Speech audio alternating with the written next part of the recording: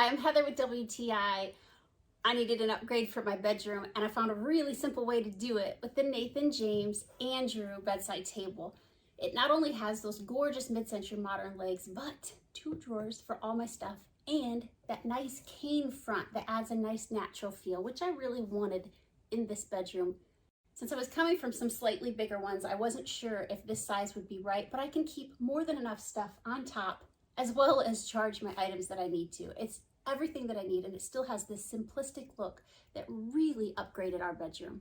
I was easily able to set these up. It didn't take as long as even the directions said, and there's some cute little points in their setup instructions that just keep you smiling all the way through.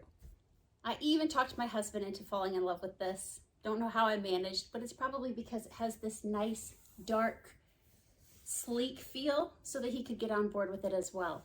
It's relaxing and inviting, and does not hurt that I can keep all my crap in 2 drawers.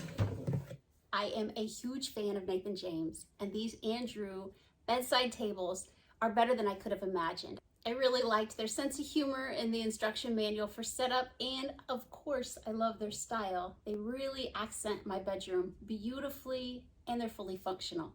That's my point of view.